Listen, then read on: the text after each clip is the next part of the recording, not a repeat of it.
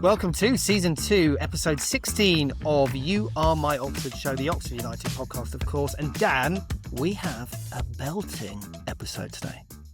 We do have a belting episode, Matt. Once we get past talking about our current form, which I'm a little bit concerned about, it should be a lot of fun later on because we are going to rank Joey Beauchamp's best goals with the help, Matt, of a few special guests. It's literally my favourite topic in the world. So this is going to be a lot of fun. Of course, Dan, it's especially significant, isn't it, with the FA Cup game on Sunday against Sunderland, of course, being played in Joey's memory and to support the Joey Beauchamp Foundation, of course. It's a lovely gesture by the club to mark Joey's passing 4 years ago. Matt, we are supporters of the Joey Beauchamp Foundation, and so too are our sponsors Nutmeg, the nostalgic football game, who will be making a donation to the Joey Beauchamp Foundation for every copy of the game sold once it's launched in little over a month's time. Wow, very generous indeed. So get over to Steam. You can download a free demo there right after, of course, you finish this podcast. And Dan, how are we doing on Operation 500 that you talked about the other week? Our mission to get 500 subscribers on YouTube so they actually pay us for that premium content that we are giving away for free, of course. Matt, we are still just a little shy, Matt, just a little shy, I'm not going to lie. So if you are watching, and lots of you are watching now, please give us a subscribe by pressing that button below so YouTube can buy us a Kassam Stadium Carlsberg. Listen, I really can't wait to get started talking about and remembering Joey's goals. But before we get on to the good stuff, Dan, I guess apparently our audience also comes to listen to our present day football chat, apparently, and our tactical acumen, if you will. So shall we very quickly talk about the last 4 games that have yielded the princely sum of 1 goal and 1 point? I don't want to, Matt, but I suppose we have to.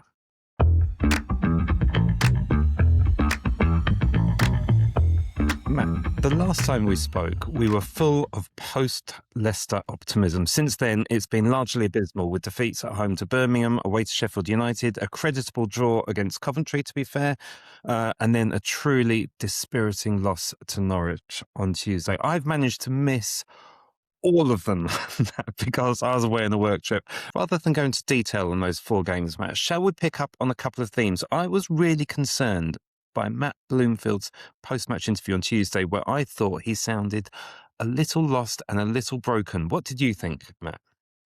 Mate, that interview has divided opinion, hasn't it? I didn't think he sounded broken. I think he tried to put a bit of a positive spin on it. But for me, the thing that I found slightly alarming, very alarming, was when he said words to the effect of, I decided on the setup because I'd seen a few other clubs have success with it, but unfortunately we only had 1 day to try it, or kind of words to that effect. That made me think, wait a minute, we've just signed 8 players in January. Matt, are you telling me there's no real plan for them? Because that's the way it sounded to me. So that was kind of my big takeaway. But just generally from the past 4 games, yes, there was a bright spot against Coventry, but it's a bit square pegs, round holes, a bit of a lack of direction of what these new players have been brought in to do and where their best kind of place in the team is. And honestly, Dan, I have absolutely no idea what our best starting 11 is now. No idea. I think we have too many players, Matt, to be absolutely honest with you. I think it's going to be really difficult to try and work out what our best 11 is, because you've got to give. You can't just say, oh, this is our best 11 until you've seen them play.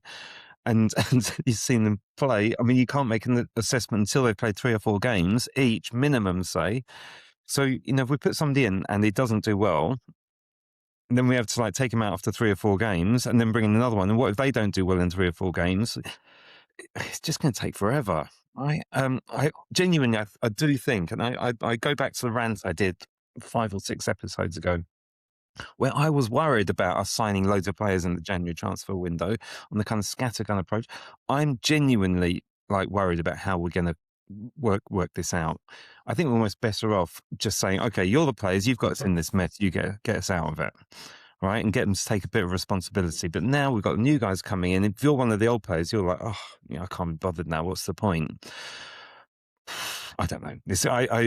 I'm really alarmed. I think we've got an enormous squad. It's probably quite an expensive squad, and if we are going to go down next season, I don't know, Matt. I don't know. Anyway, signings. We've had a lot of them, Matt. And if anything, our form has got a little worse while our wage bill has got higher.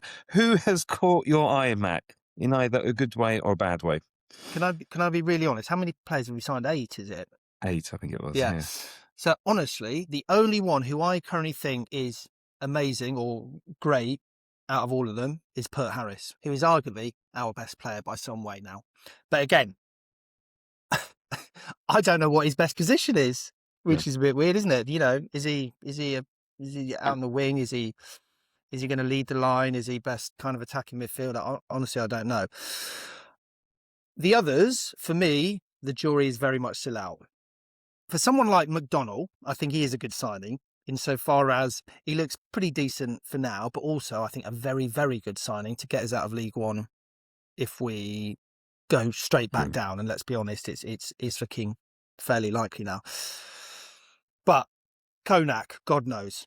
We've only seen a hot-headed 45 minutes, really. But Donnelly, injured in his first game, and I guess time running out for him to have an impact on this season once he is back, because he'll need to get fit. Makoso, honestly, jury's out for me, and I'll be honest, I've not seen enough of him. Ruskin and Maku, bright moments, but then I thought that the same about Krastev at the start of the season, so what do I know? And Jim Wu, listen, I really want to see more of him, but looks like he might be, you know, a signing a bit more for the future or next season. I don't know. So out of 8 players that we've signed at the moment, one is great, and I don't know about the other 7. The thing that concerns me in a minute, Matt, is there isn't much positivity amongst the fan base. Now, I have to say this caveated in that I've not been to the last few games. Right. But I am getting my kind of information, I guess, from online where people are generally quite negative. Listen, I'm not surprised. It's quite neggy after Tuesday. Are you? It was probably our lowest moment since we came up to the championship. Mistakes, which is always worrying, isn't it? No one likes to see. It's just quite disheartening. But that lack of direction or lack of knowing what each player is supposed to be doing, no one seemed to know exactly what their role was on the night. Also, a lot of empty seats in the stands. It just felt like a bit of a low moment, Dan. And the gap out of the relegation places now is 2 wins. Let's be honest about it.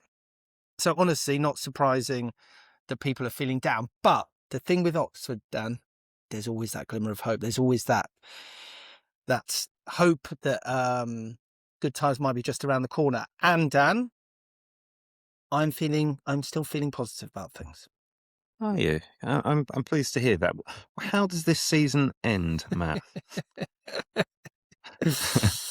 I'm not one of these people that thinks that relegation is like the end of the world, right? As long as you go down kind of healthy and with momentum and with a kind of idea of what your team is, and you know the manager's got the fans behind him and that kind of stuff. Is that possible? Okay. I mentioned I'm positive. I'll be honest, I think there is still something to fight for this season. Blackburn are pretty rubbish, right? Mm-hmm. But admittedly, you know, they might get a new manager bounce or not. But things at that club are pretty toxic. Leicester feel like a club in free fall at the moment. So essentially, the way I'm looking at it, we need to be better over the next however many games, 14 games is it, whatever it is, than those 2 clubs. Thank God Sheffield Wednesday are where they are, because effectively it's 2 relegation spots this season, isn't it? That we're fighting to be away from.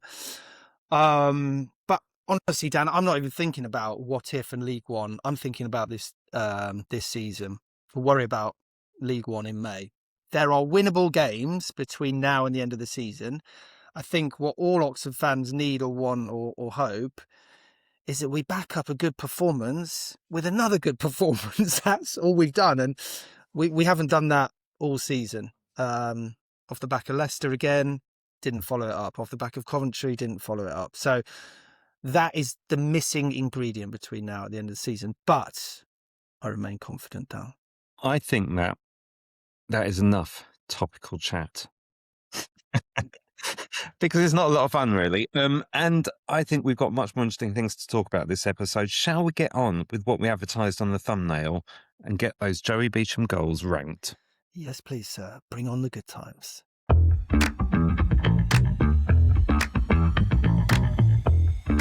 So, listeners, watchers, we know you're going to disagree with our top 10 Joey goals. Matt, honestly, I don't think we even agree on our top 10, to be absolutely honest with you. It's very true. We've essentially spent the last 24 hours trying to compromise. But if you have a go yourself in the comments, you'll see how difficult it is. Dan, I think it's fair to say there's probably no one in the world who knows Joey Beauchamp's goals better than you do. Why don't you kind of explain to our audience exactly why that is? So, yeah, Matt, back in 2022, I was flying to Nepal on a work trip when I landed in Qatar, halfway there, my phone filled up with messages from friends telling me the terrible news that Joey had died.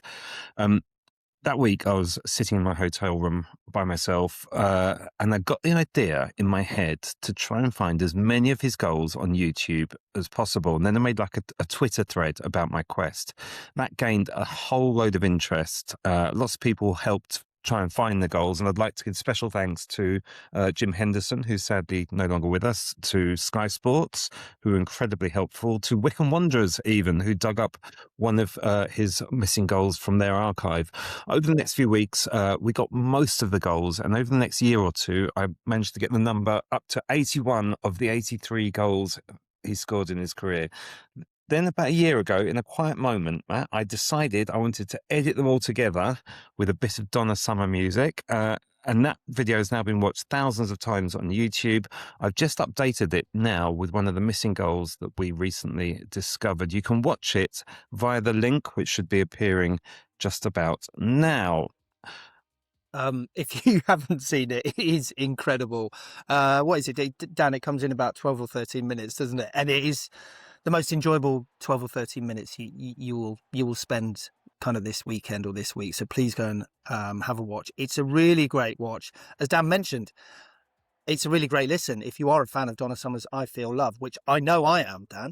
But the thing, I guess, that really strikes you when you have all these goals in a kind of montage one after another is just the incredible variety of goals that Joey scored.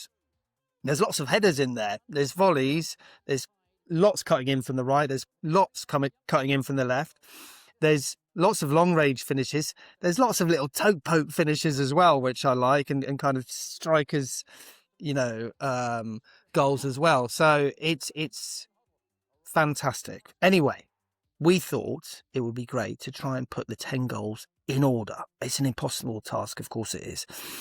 If you're listening to the pod, and we know, of course, many of you are, it is a podcast after all, we will try to describe the goals, but we'll also be showing them on the video version on YouTube and also on Facebook. So please do try and have a watch there because it'll be well worth it.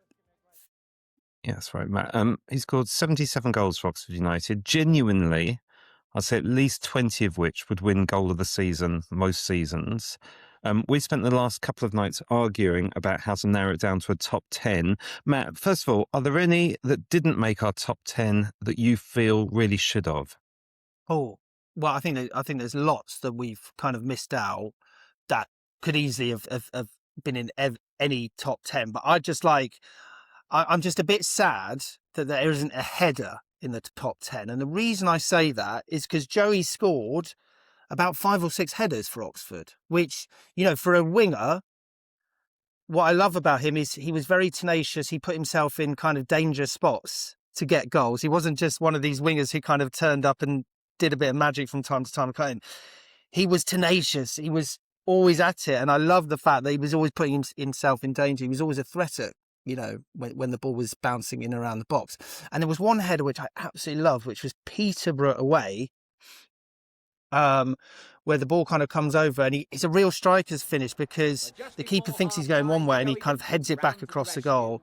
And the reason I love that goal so much is because then he runs to the away end, and he came right up to me, and I was on the grill, and came right up, and he kind of looked me directly in the eye. So I always remember that goal. What about you, Dan?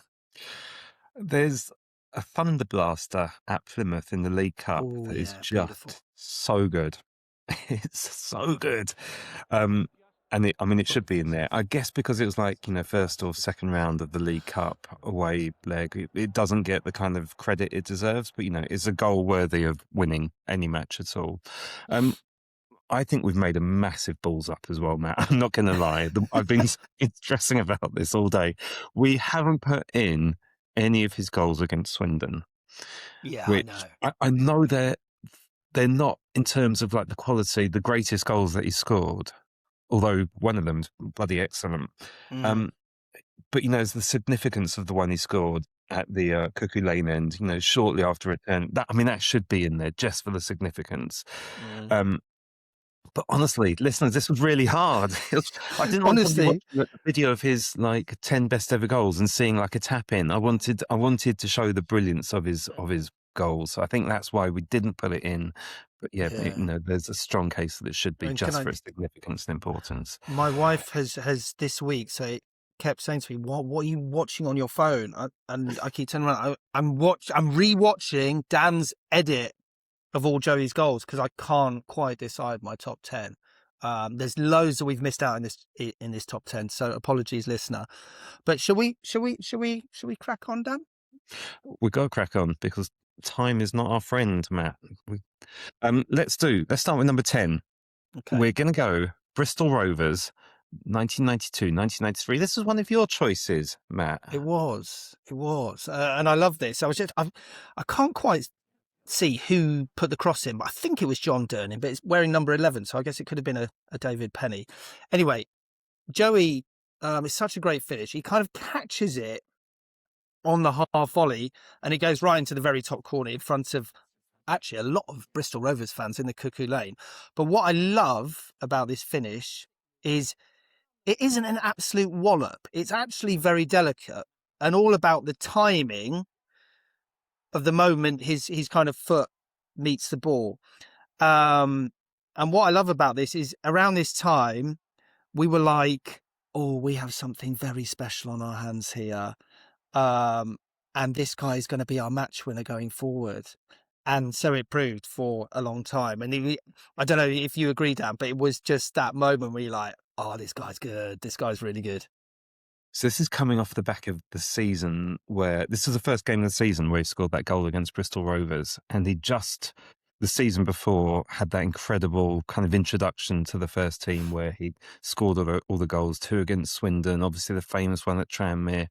And this was like the first game of the next season. It was just like, yeah, that wasn't a flash in the pan. That wasn't fluke. This guy's that. for real. I was at this game, and in real life, the goal looked even better. Yeah.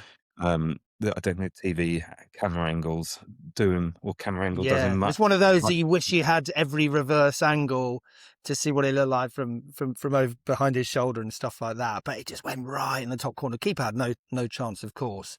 But yeah, what I love about it is quite delicate. It's just on the move. It's all about the timing, and just the audacity to hit that first time and just kind of know, yeah, it's going in. Lovely little goal for me, that, and happy for that to be in our top 10. Yeah, it wasn't in my top 10, which just shows the quality, the standard that we're dealing with here, because that's a top 10 goal every single day of the week. But yeah, no, it's great. I'm Who do you pleased. think crossed it in, by the way? I think it's Durnin. I think it looks like Durnin, doesn't it? Yeah. Yeah. Okay, number 9, Matt. Number 9, we have got Nottingham Forest away in the 97-98 season, probably his greatest ever season, highlighted by this shirt that I'm wearing now. What a season that was he had. He got 19 goals, and for 6 or 7 months that season, he was the greatest player probably on earth at the time, I'm going to say. Yeah. He got 2 goals that day, didn't he? And He did get 2, yeah. both were brilliant. So this was his second. And also Tim Russon responsible for one of the greatest lines in commentary ever. Not Beckham, not Bergkamp or Barnby, but Beauchamp. Which I loved. Yeah, we're just looking at it now. But there was only one thing. What I love about this is only one thing on his mind as he's kind of hurtling down the wing. And you'll see early, he looks to cut inside, but he decided, no, I'm not going to cut inside because I've got the beating round the back of him. So he goes along the line, but then as he sees the next defender come in, that's when he decides to cut in as the defender's kind of approaching. And then it's just about getting his shot away. And wow, what a finish. What a finish. But, you know, if you're a Forest fan that day and you're like, yeah, Oxford will smash Oxford. And then you see this winger. And that's what I always remember about when we used to go to away games around about this time. And a lot of teams kind of, yeah, it's just Oxford. I remember going to Wolves a lot and Forest and then Joey would just turn on these performances and other teams' fans used to go, who is this? Who is this player? Great finish, wasn't it? Oh, amazing finish. The way he cuts inside, it's just so trademark Joey Beauchamp that season. That whole season was remarkable. We were really struggling up until it was just after Christmas, wasn't it, when Malcolm Shotton came in as manager. There's a great story about how it was a friend of mine called Neil Wakefield, who led the campaign to get Malcolm Shotton in as our new manager. So it's like a returning hero.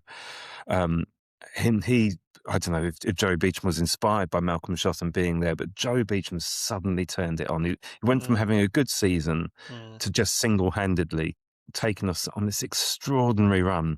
We were winning games we had no right to win. You know, we were winning Man City and Forest, and you know, everyone that came to the Manor was just beaten with this kind of flurry of left-wing or right-wing genius from Joey. It was a fabulous, fabulous time, and I felt so close to the club. It was our manager, it was our player, it was our club, and we suddenly went from being absolutely nailed on for relegation to just missing out on the playoffs in the end.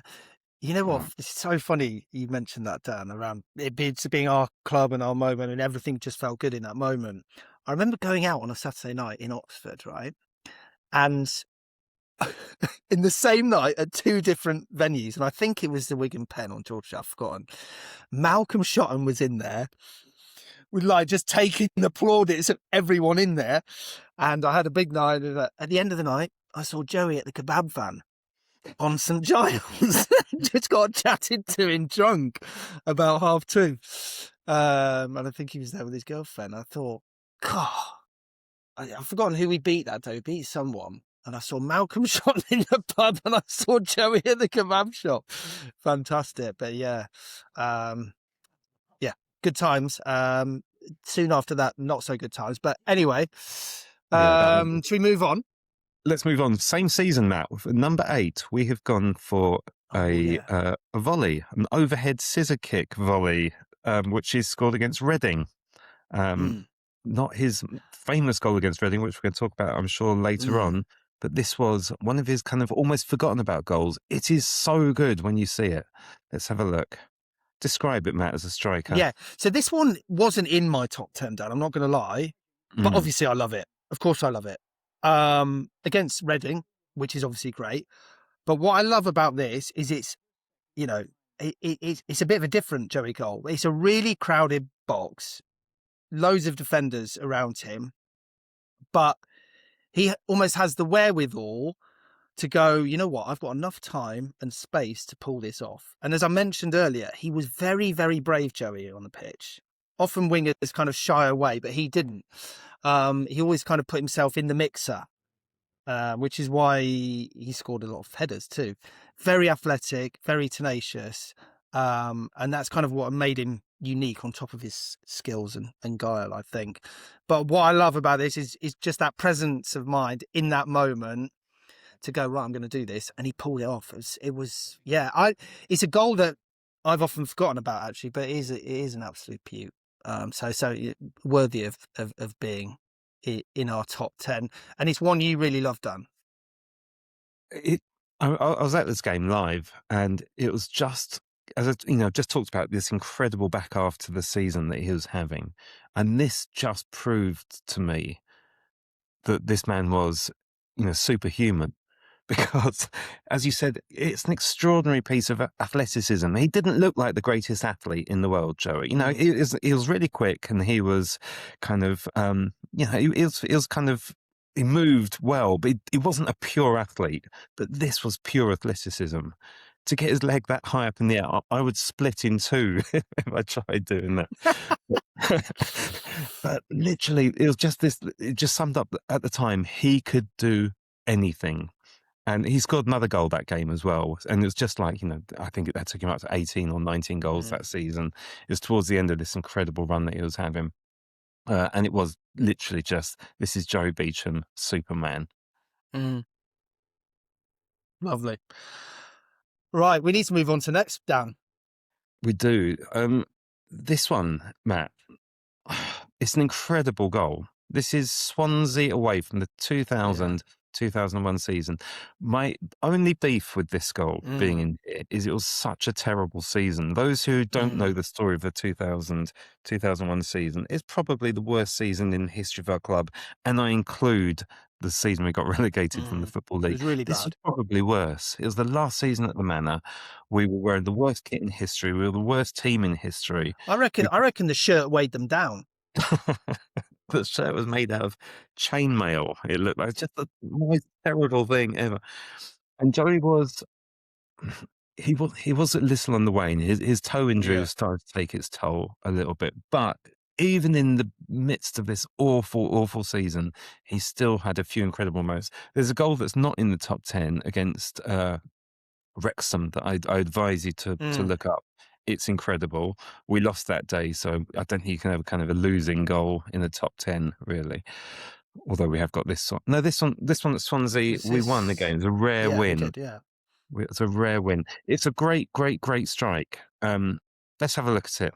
Yeah. So this is, I think, the latest goal we have in the top 10, but it is an absolute worldie. I'm sorry to use that word, but this is what you would describe it. And what I used to love about Joey is when he used to glide across the pitch almost diagonally, and he used to do it a lot from kind of right to left. And on this day, almost he was looking and thinking, what can I make happen here? And, often he'd like just, he'd stop and come back. Sometimes he'd try and play someone through.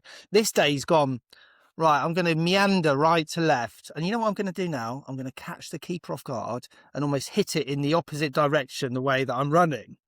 And the keeper's gone, what? He's not going to pull this off. And I just love that kind of almost zigzag motion across the pitch. So you go from right to left and then kind of hit back on yourself. Oh, it's beautiful. I love it. It's such a good goal. But during a time which wasn't the most memorable as an Oxford fan, so bittersweet in some ways. But yeah, he was just, I know what you're saying, Dan. He was just slightly, the toe injury was starting to come in, but he always had these moments that he could pull off. According to Simon Watts, friend of the pod, this is one of Joey's favourite goals on a personal level. And you can see why. It is an unbelievable strike. Here's a quick quiz question for you, Matt. I'm totally ad-libbing this and improvising this. We won that day 2-1. The other goal was scored by which current Premier League manager? For us. For us, yeah. Oh, God. I'm going to give you 5 seconds of sweating. This is bad. This is bad audio time. Yeah, go on, tell me. It's Keith Andrews. Oh, of course, yeah. He was decent. He was a good player. Yeah. Okay, number 6, Matt. We have a goal. Well, this is interesting because I think you wanted to put in the second goal he scored in this game, whereas I want to put in the first goal he scored in this game. It is the QPR match of 1997-98. Again, that incredible season where he was smashing goals in left, right and centre. He scores 2 goals in the game. I think the first one is better because he meant it. Let's have a watch. Interesting, because this is one of those games when Joey was unplayable. Now, he was often unplayable, but 2 great finishes in this game. One, as you mentioned, Dan, some call a fluke, which I'm not having. But this was his first on the night. And That's his what I quite first one. like about this is seeing him cutting in from the left. He must have been playing left wing that day because the other goal also came from the left. So I presume, and he did from time to time play left wing. But this was such a kind of typical Joey scene, if you know what I mean. Taking the ball, cutting in, and seeing a defender on his ass. I mean, it happens so often. And then, no doubt about the finish. London Road going wild. Just things you just love to see. The Yeah, second but goal, I can I just mention the second goal? Yeah, go on. Because I've always had in my mind that this was amazing, but I have had some people, mentioning no names, but they will feature on this podcast, tell me that this was a fluke.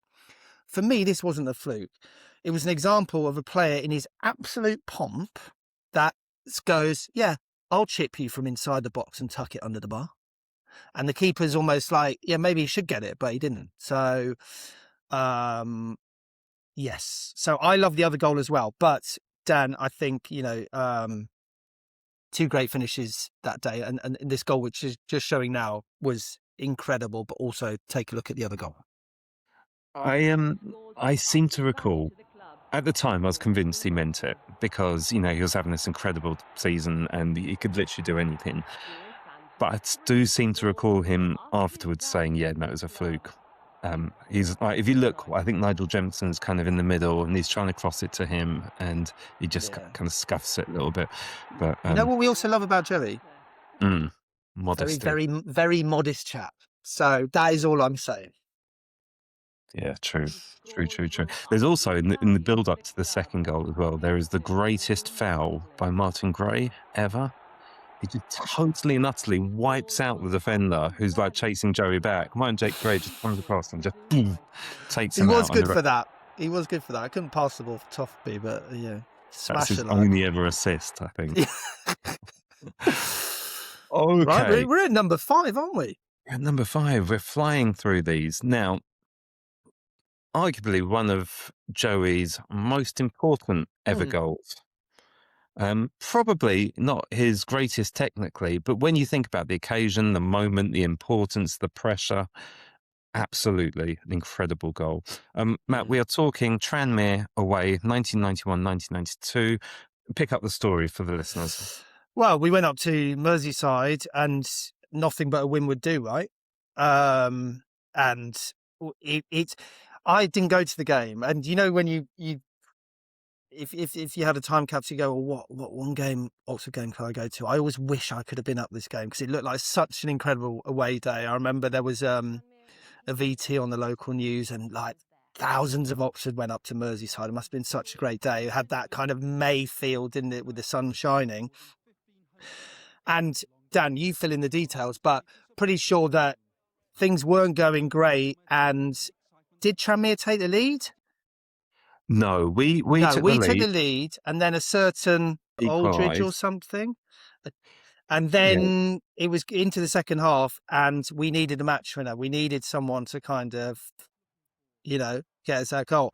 And it went through, and I think Joey had missed quite a few chances that day, and I think he said as much after the game. And he's through on goal. And what's great about Joey, and there's a few goals in all his goals from Oxford, we just get a toe to it and maybe deceive the keeper because he'd probably gone earlier. He didn't settle himself and probably went earlier than the keeper thought, than other defenders thought. And he's just got that toe and he's kind of gone through the keeper's legs and just led to the wildest scenes of joy because Joey, our local boy, had kept us up, Dan. He kept us up. This was the end of his first full season. Not even a full season. He'd only come in after we sold Paul Simpson.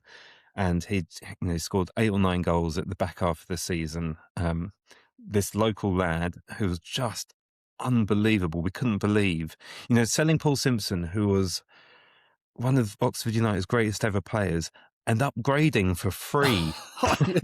I loved Simo so much. He was almost like, in some ways the first Oxford player after Davy Langan that I fell in love with. But then to get an upgrade through the youth ranks is wild. absolutely well. It's a really smartly taken goal. As you say, he takes it really early. It is, Matt, exactly the same goal that he scored a month or so earlier against Swindon. This was the first time, Yes. believe it or not, Matt, we had beaten Swindon in, I think it's 10 years or something. It's like a Wow. really long spell without beating them.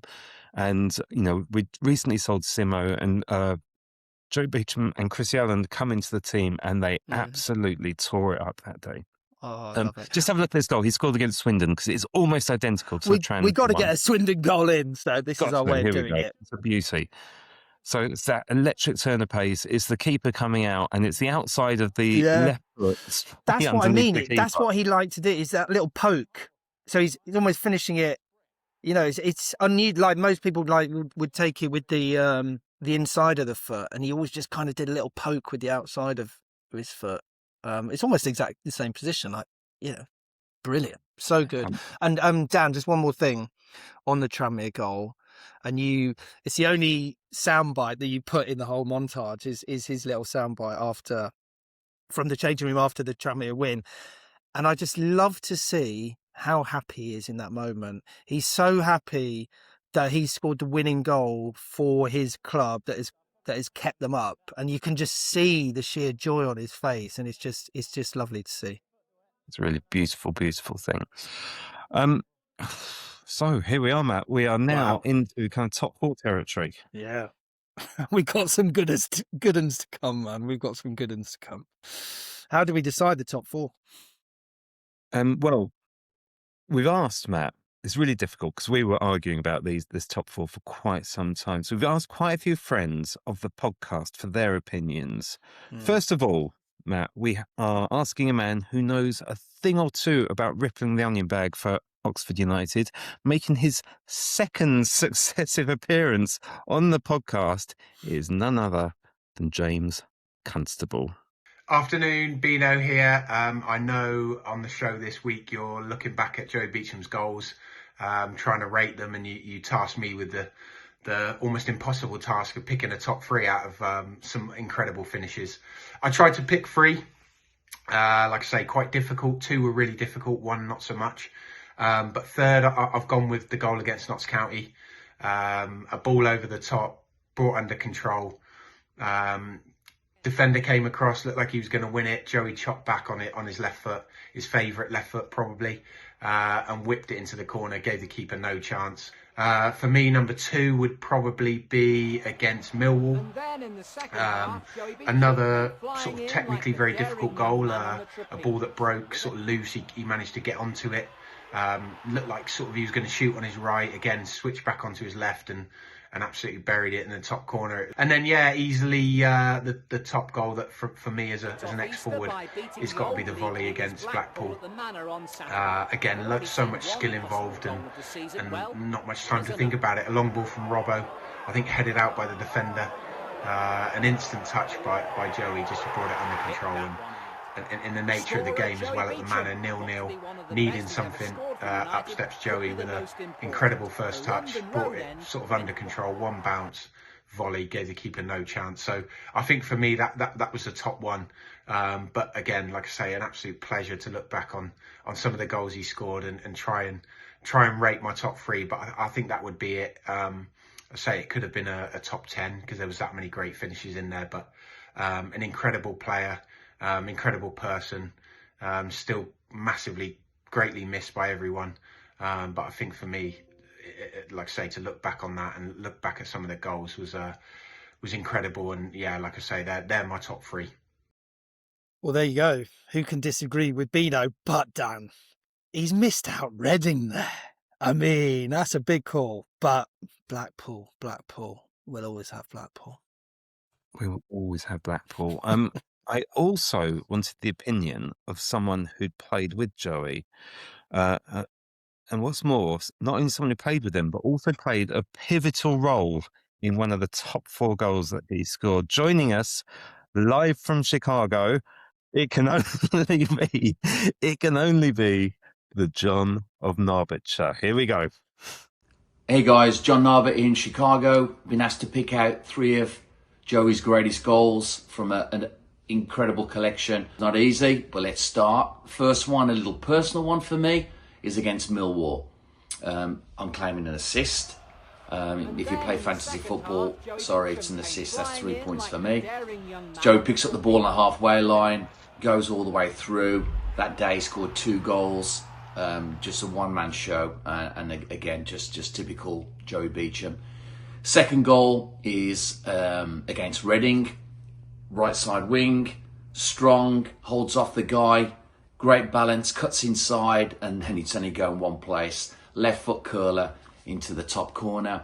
And then the last one, if it was anybody else, it would definitely be a free goal. But Joey, I think 30, 35 yards, smashes it in against Blackpool. Again, just reminding us of the quality of the guy. That's my 3. Thanks, guys. Later. There he is, the man himself. No John Narbit game this week, but we got the man himself on, and yeah, he's still claiming that assist for the goal against Millwall, isn't he? Of course he is. Okay, so we've heard from 2 legends of the game. Yeah, 2 legends. Yeah, definitely one, and another legend to us. 2 legends of the show, Matt. 2 legends of the show. There we go.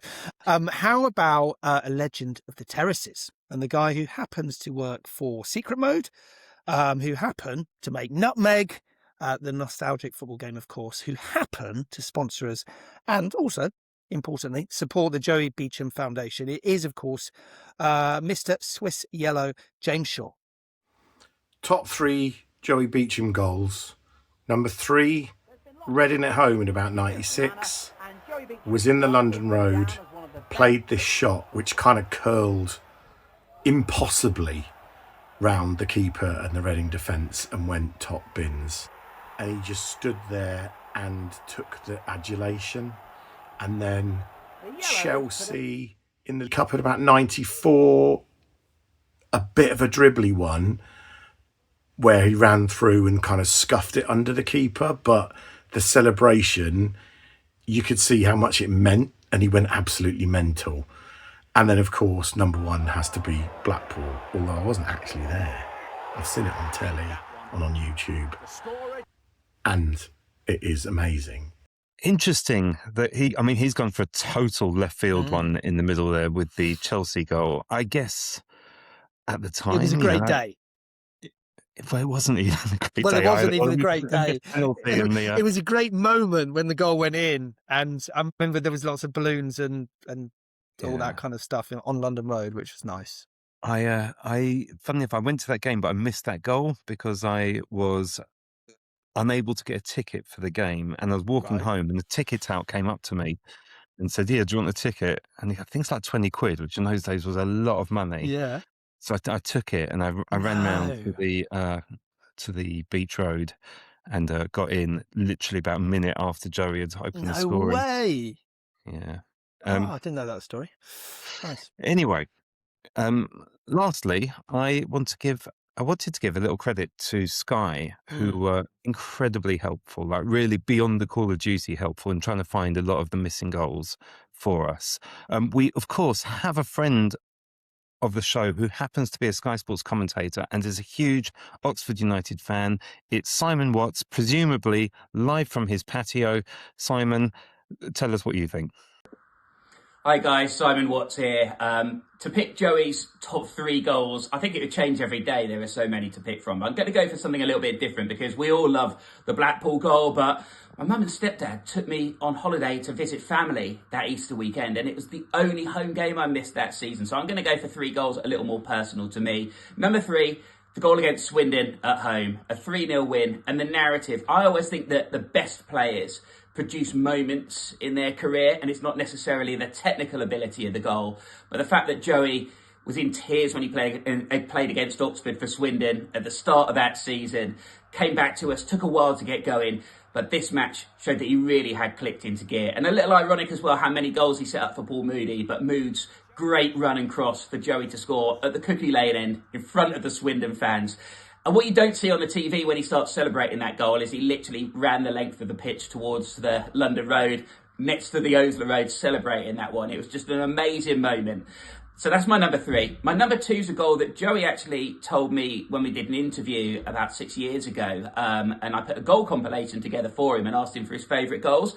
And this one stood out because it doesn't get mentioned that much, but this was Joey's, one of his favourite goals. And it was a free kick against Stoke in 1998. And he told me that he grew up in the 80s and Neville Southall was an absolute legend in that Everton team in the 80s. And he was in goal for Stoke that day. And Joey didn't actually take many free kicks and score many free kicks when you think about all the goals he scored in his career. But this was an absolute beauty. I don't think Neville Southall in his prime in the 80s would have saved it in front of the London Road. And that was one of Joey's favourites. So that's my number 2. And my number 1 is his goal against Reading on New Year's Day, because when I talk to my kids about what it's like watching Oxford at the Manor Ground growing up, that goal sums up everything in a nutshell. Joey getting the ball on the halfway line, marauding down that wing. I was a left side London Roader, so he was running right towards me, and I can shut my eyes and still remember that goal to this day. And that goal to me just really sums up what was so beautiful about watching Joey Beauchamp in the 1990s. So those are my top 3. Okay. Bit left field there from Si, but different goals mean different things to people depending on the moment, where you were, whether you saw it in person, the match itself, and what's great is that every Oxford fan who watched games of that era has their own special Joey moment. So yeah, lovely to hear that selection of thoughts from past players and fans. Yeah, some really interesting stuff there. We are not, though, swayed by celebrity nor sponsor. So in no particular order, we're going to debate our top 4 and then decide the order. Let's go through the goals, Matt, chronologically. Okay. First up, then, we have got Millwall, 1992, 1993, a personal favourite and one I fought very hard to get into the top 4. It's an absolute banger. Let's take a look at it. I mentioned those days when Joey was unplayable. This was a game when he was unplayable. And I mentioned that time when we're like, oh my God, I think we've got a player on his hands. This day was like, all right, okay, we've got someone who could be sold for millions and millions of pounds. John Narbert mentioned it just now.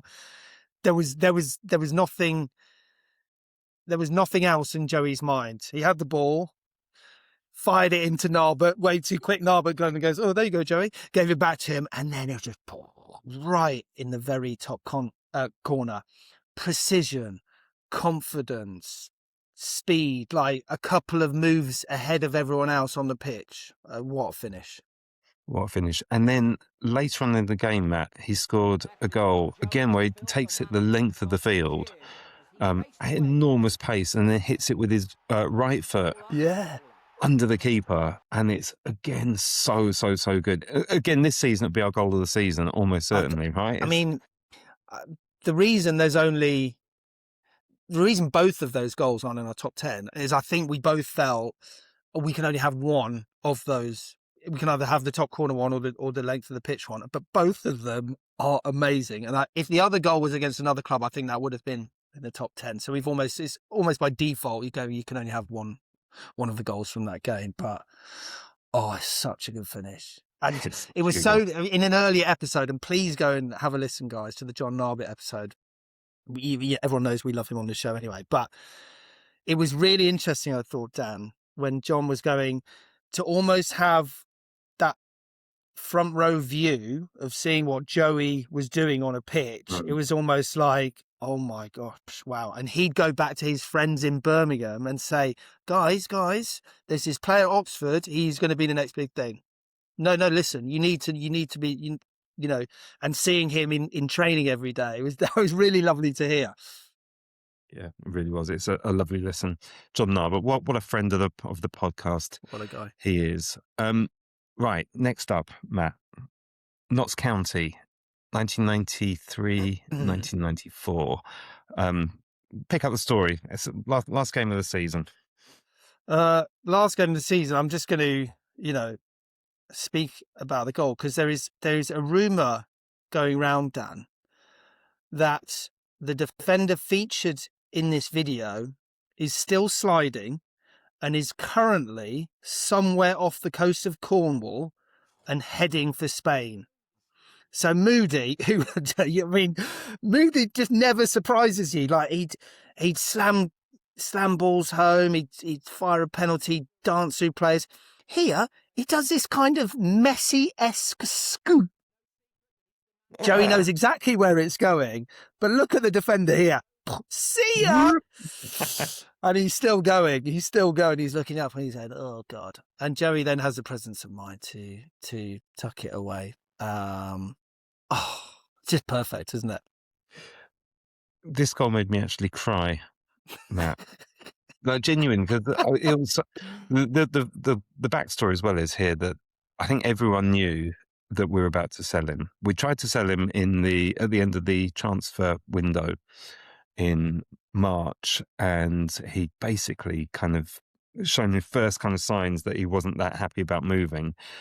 He turned down the move to West Ham, but come the end of the season, we were in such desperate financial straits. If we didn't sell Joey, we would be absolutely screwed financially. I think Joey knew that as well. So he kind of knew he was leaving. We knew he was leaving. This was his last day. We had to win this game to stay up and rely on results to go our way elsewhere. We won the game thanks to Joey's beautiful, beautiful goal there.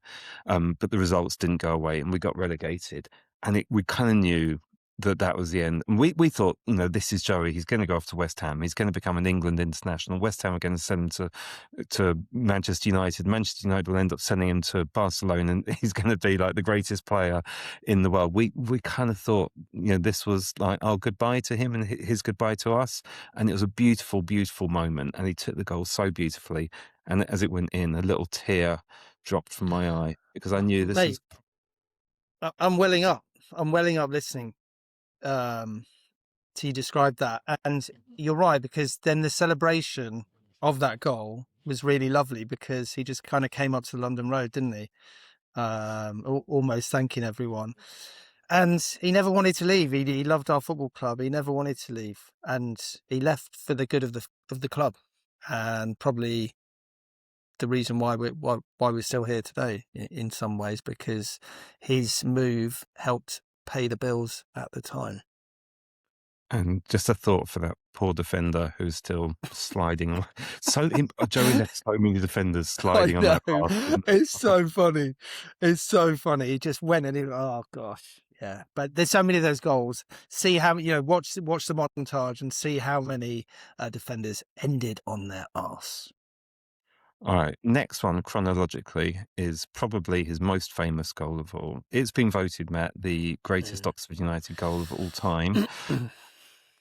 It's the Blackpool goal, 95-96. Pick up the story for us, Matt.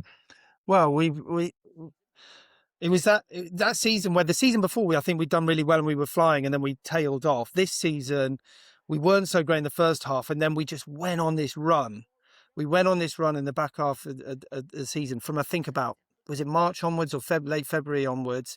And we were just winning and winning. And it was between kind of, I think, was it Swindon who won the league in the end? But it was between us and Blackpool for that second spot. And so it just so happened we were on this great run and Blackpool were on a decent run.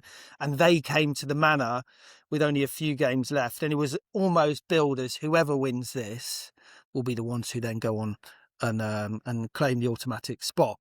And it was a bit of a dour game, and we played really well in the weeks leading up, and not much was happening. And I think it was about the 75th minute or round about that time, and it was one of those games where it was like, right, this could either fizzle out or someone needs to take it by the scruff of the neck and be our match winner. And guess who decided to kind of take up the mantle, if you will, and it was Joey. And it's a looper, but it's such a hard skill because the ball was bouncing and bobbling, and he was like, right, where do I take this? And he hit it. I was there. I was almost in line because I was standing on on the beach road, and almost in line on the edge of the box and where he was. And I remember him hitting it, and it was a real looper. And you were like, nah, it's not going in, is it? And it went in, and it was just the importance. It was almost a culmination of everything for me distilled into one moment as an Oxford fan. I'd been most weeks that season, and it was just fantastic. And it's my favourite goal ever. So after the last game at the Manor Ground, which was a friendly. It was a friendly against QPR. Me and my friend Neil had been out for a few beers, and in the morning we'd played a supporters match, so we had all of our Oxford United kit with us, Matt. So after the game, we'd had a few beers, and we were walking past the Manor Ground, and it was open. We had our kit, and we'd had a few beers, and we had kind of Dutch courage, so we snuck into the ground, and we went onto the pitch. We had our ball, and we started recreating all of our favourite moments at the Manor Ground. And obviously we tried to recreate that goal, and we spent so long kind of bobbling the ball up on the, it's about 35 yards out, it's so far out, and we tried just whacking it as hard as we could, trying to get it anywhere kind of close to kind of recreating that glorious moment. Literally impossible. There is an element, I think, of him just whacking it, right? There is, of course there is, but even so, to do it with that level of skill, to do it with that level of kind of accuracy, is a remarkable goal. And it needed a match winner. He's gone, you know what? I'm going to go for it. Because if I don't, no one will. And he's done it, and he's pulled it off. A bit like and again, a bit like Cameron last year at Cardiff. 100%. I'm going to do it. You might as well be someone me. has 100%. And again, go back, listen, to hear Les Robinson. Again, I think Les Robinson was claiming some sort of assist for that goal as well. But again, him describing what it was like to see that goal in the moment. So we'll always have Blackpool. Finally, Matt, of our top four to negotiate, it's Reading. It's 1996-97. So the following season after the Blackpool goal, we're back in the Championship. It's around Christmas time, and Joey Beauchamp decides to go on a run. Here we go. Describe it to us, Matt. Okay, he really does. It's obviously a fantastic goal, but what I love about it, and this is why Joey was different, it shows tenacity. He gets a bit of luck there, but he's just putting himself about. I think a lot of wingers in that moment where the defender kind of kicked against him would have almost given up. He didn't. He's already shown a bit of skill. He gets a bit of luck, and then he cuts inside. And obviously, we love a Joey cut inside. And he's a long way out there, and he kind of curls it right into the very top corner. And you can, the keeper doesn't stand a chance, gets quite close to it. But I think it's a culmination of everything. It's the trickery, it's a skill, but it's that tenacity that he had. It's like, and that was the point of difference from a lot of wingers. Like, he was always putting himself about to create a bit of luck or for something to happen. And that's what I mentioned about, getting his little toe to balls and stuff like that. It was brilliant. And it was a full length of the pitch goal, and it was against Reading. It was fantastic. What do you think? I can't add anything to your description. There's just an incredible goal. Not one that I could have recreated myself after a few pints with my left foot. Literally, I don't think I've even tried to recreate that one. But what I love about it is obviously the finish in itself is incredible, but there's so much happened before it. You know what I mean? Like, he's started to move, basically a right back. He's then gotten a couple of tussles. He keeps going, nearly gets knocked to the floor. And then at the last moment, he goes, I'll set myself here. And I've still got time to just lovely bit of curl to it as well. Let's watch it again. I'll pick it up here. I mean, it's 2/3 of the pitch he's got to go. He goes round it, he beats him and gets a bit of luck, but he's still going, probably doesn't know where he is, does a full pirouette. And then, the curve on that. That's a beautiful thing. Watch it over and over again. At the start of the run, Matt, I love the way he's scanning as well when he's running, thinking, okay, there's no one anywhere near me here. I'm going to have to do this all by myself. And I will. One thing we've not mentioned with Joey, right? Would you call Joey Beauchamp a speed merchant? Would you call him really, really quick? I'd say nippy. Nippy right? is how I'd describe him. But what he is fantastic at as well, he was very quick with the ball. He was very, very quick running with the ball, and that's a completely different skill. Look at Plaheta from time to time. Look at other players. Running with the ball he's one of the quickest at running with the ball. Yeah. So yeah. That is the kind of analysis that people come to this podcast for. Right? So All right. I mean, how do we pick a greatest goal, Dan? It's impossible. It is impossible. I think, there's the greatest ever goal Oxford scored, which is Joe's one against Blackpool. Which I think to not choose that would be sacrilege. But Matt, I have an idea. I think we should leave it not to us to decide, but to Joey's brother Luke. And here he is. He's going to tell us, in his opinion, what were Joey Beauchamp's 3 best goals. Hi guys, first of all I just wanted to thank everyone at You Are My Oxford podcast for inviting me on today, and secondly for creating the compilation of Joey's goals. That's amazing, and although quite emotional to watch, also brought back some great memories, so thank you for that.